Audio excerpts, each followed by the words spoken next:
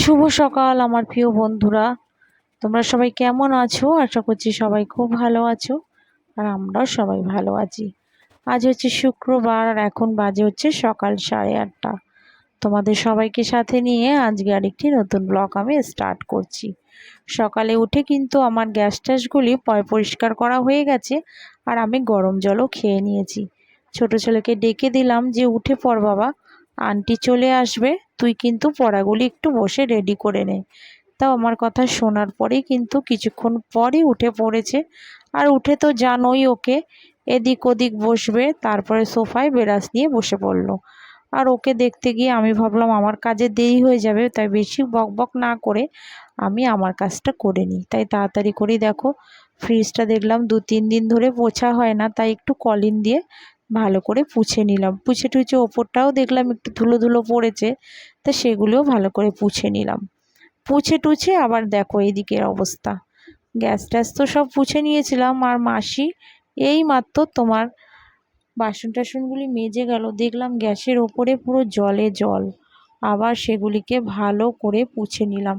এটা কিন্তু রোজকার ব্যাপার, কারণ তোমরা দেখো যে আমি কিন্তু সকালে উঠেই আগে গ্যাস ট্যাসগুলি পরিষ্কার করি। আর মাসি কিন্তু সবার পরেই আসে, তাই আমাকে আবার ডবল ডবল করেই কিন্তু গ্যাস পুছতে হয়। আর এদিকে বেসিনটাও দেখো, দেখলাম তেল তেল হয়ে গেছে, তাই সেই বেসিনগুলিও আবার দুটো বেসিনকে ভালো করে একটু বাসন মাজার সাবানটা দিয়ে স্কচব্রাইট দিয়ে ভালো করে একটু ঘষে নিলাম।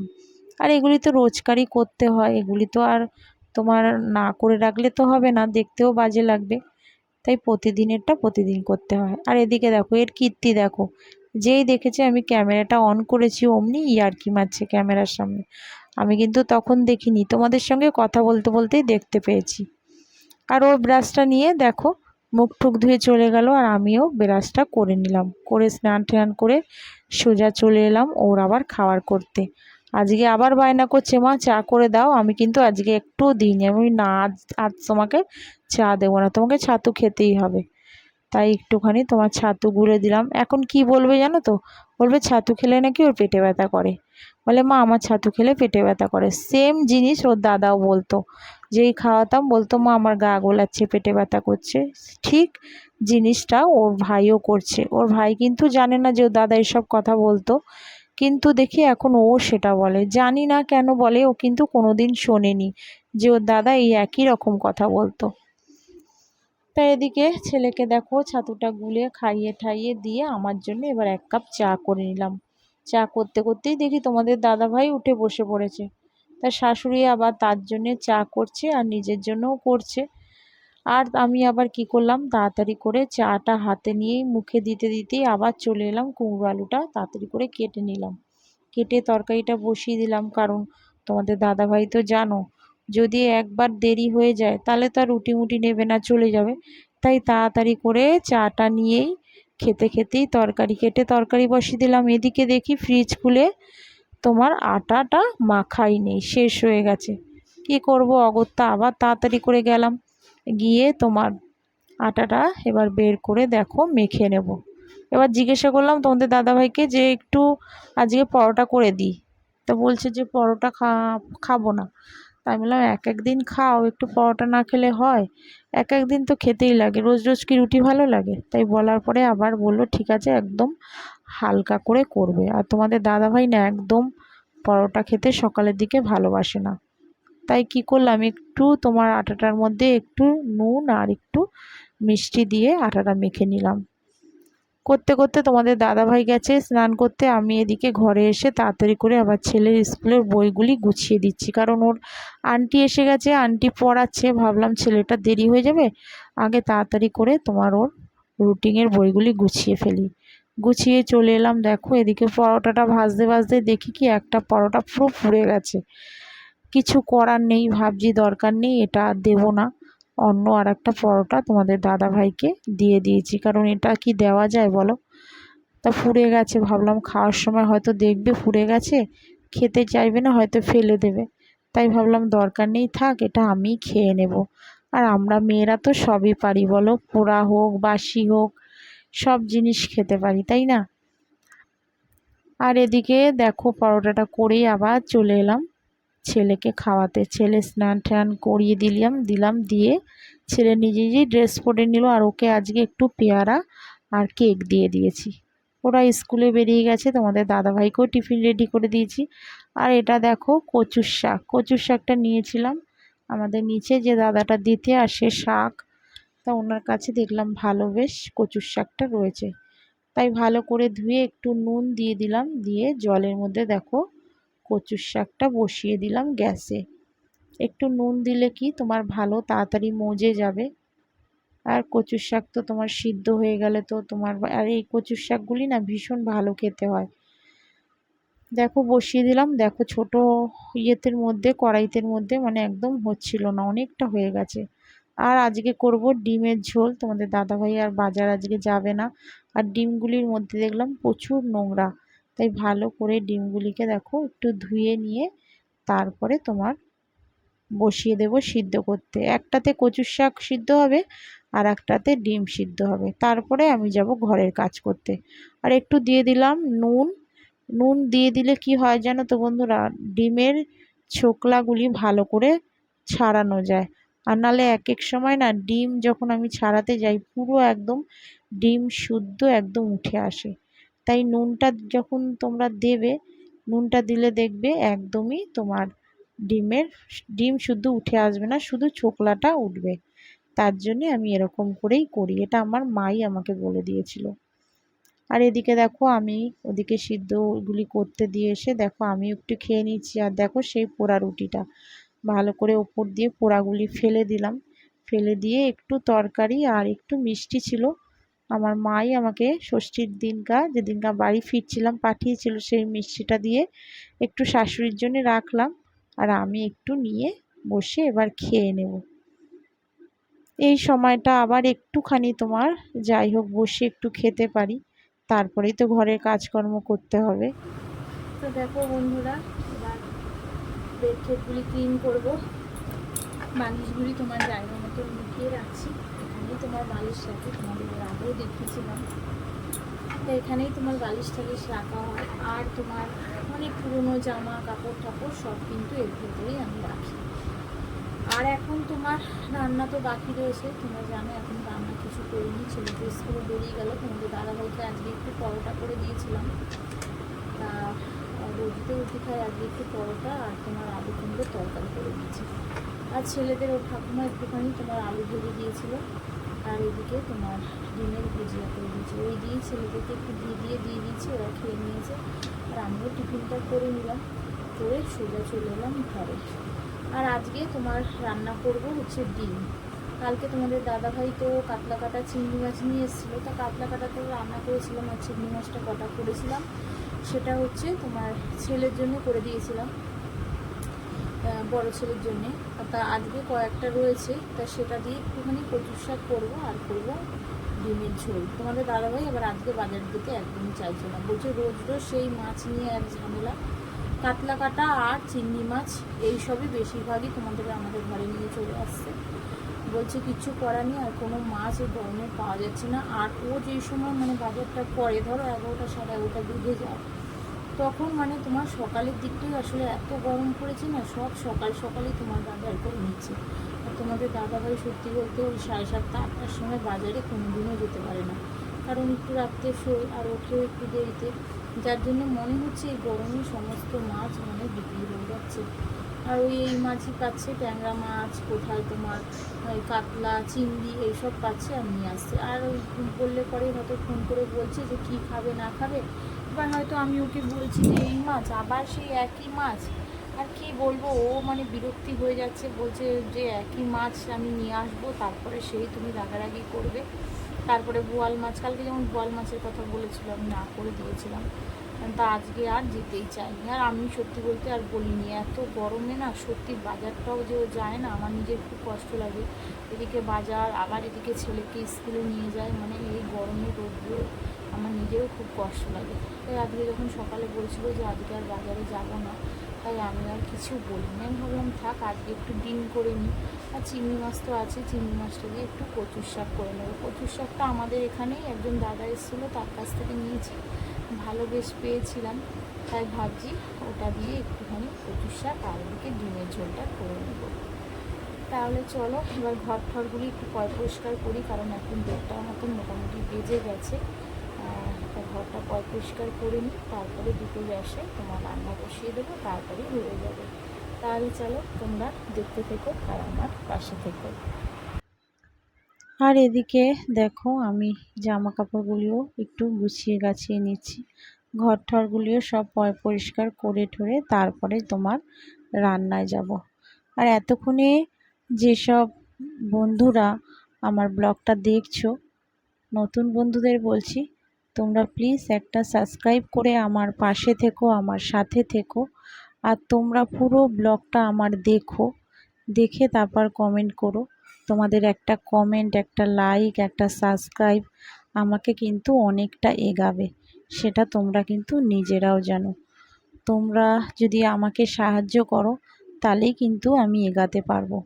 আর যারা এগিয়ে রেখেছে, যারা আমাকে সাহায্য করে যাচ্ছে, তাদের তো অসংখ্য ধন্যবাদ।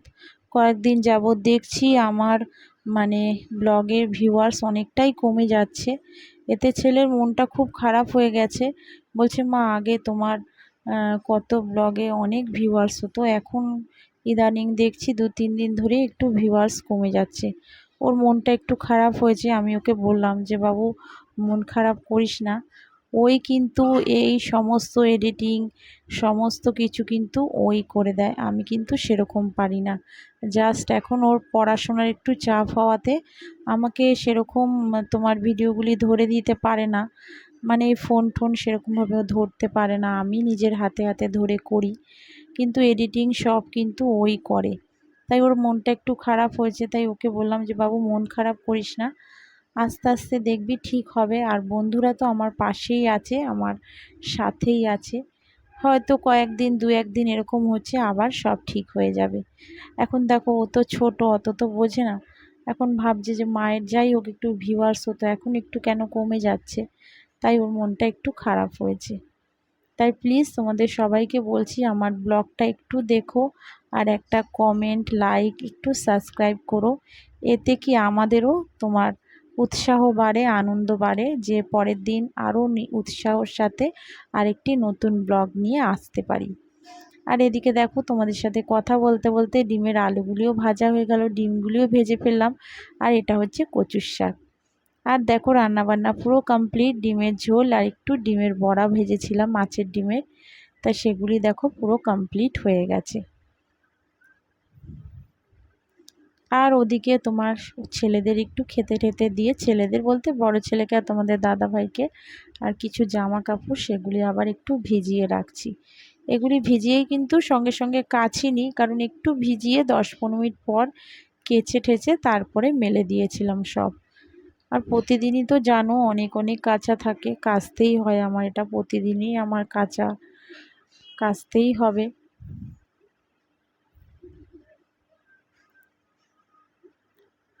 আর এটা হচ্ছে ফ্রিজের থেকে যে তোমার এটা নিয়ে এসেছিলাম, ফ্রিজে তোমার কভারগুলি যেগুলি হাতল যেগুলিকে বলে হ্যান্ডের, যেটা আমরা ধরি সেটা।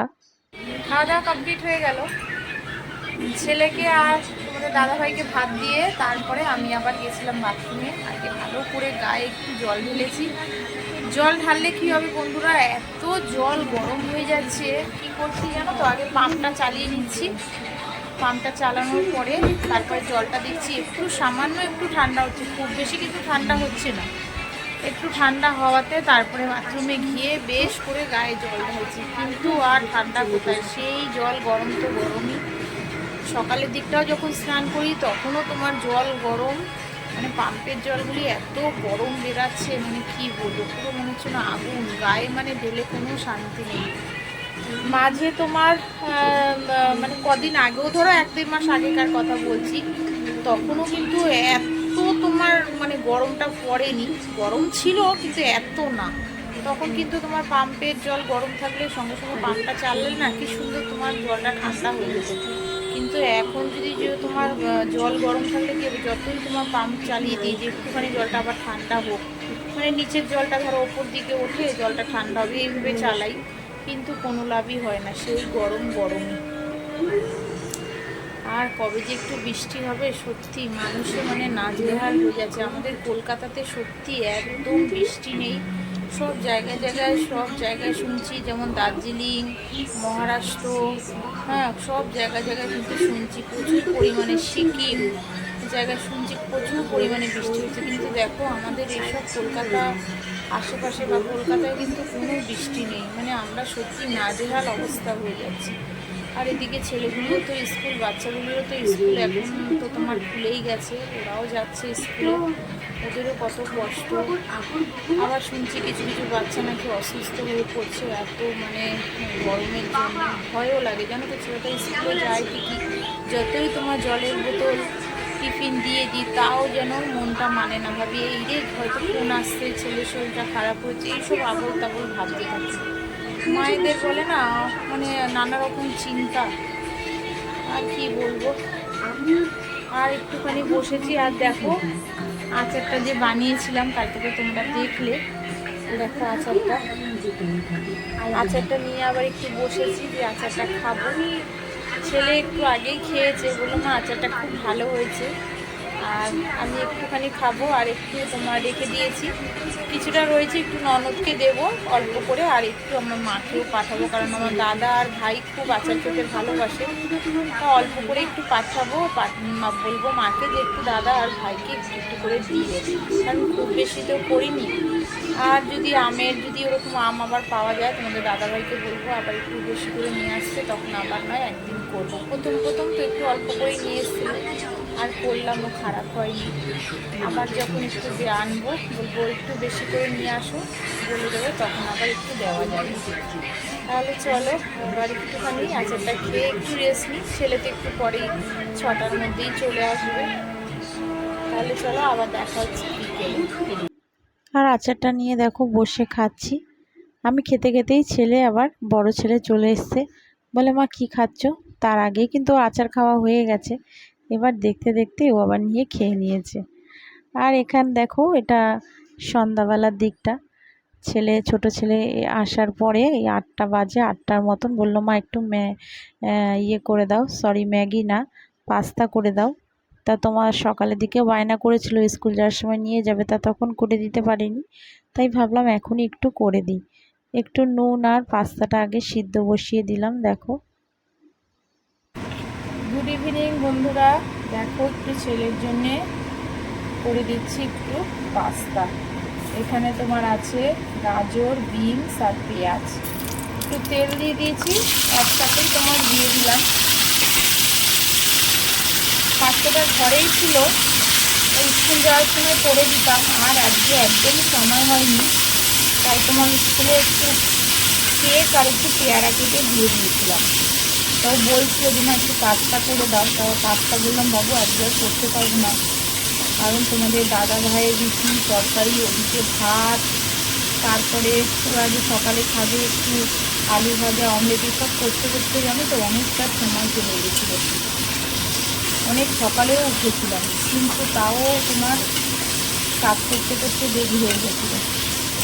তারপরে ছেলের স্কুলের বইগুলো সব গোছানো থাকে, হয়নি, তাই আজকে আর টিফিনটা রেডি করতে পারিনি। ওকে বললাম যে তুই একটা কাজ কর, তুই এখন স্কুল যা, এটা টিফিনটা নিয়ে আমি তোকে বিকালে পাস্তা করে দেবো। তাই দেখো এখন ঠিক তোমার 8টা বাজে, আমাকে বলছে মা পাস্তা করে দেবে না? তা ভাবলাম থাক, বলেছি যখন দিই। আর দিয়ে তোমার গাজরটাও দেখো একটু শুকিয়ে শুকিয়ে যাচ্ছিলো, ওই ভাবলাম না একবার একটু ছেলেটার জন্য করে। পাস্তাগুলি সিদ্ধ হয়ে গেছে, আর এখন এগুলি একটু ভেজে নেবো। আর সসটা ছিল না, বড় ছেলেকে বললাম একটু সস নিয়ে এসছে, এবার ওর জন্য একটু পাস্তাটা রেডি করবো। আর আমিও এখনও চা খাইনি, চাটা খেয়ে নেবো। তাহলে চলো তোমরা দেখতে থাকো। আর এদিকে আমার জন্য করে নিচ্ছি একটু চা।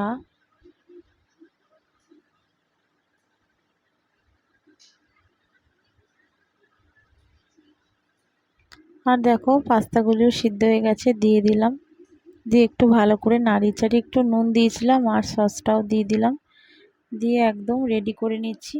বড় ছেলে আর ছোট ছেলে দুজনের জন্যই একটুখানি দিয়ে দিলাম। আর আমার জন্য একটু চা করে নিলাম। তাহলে চলো আজকের মতন সবাইকে টাটা, আবার দেখা হচ্ছে আগামীকাল আরেকটি নতুন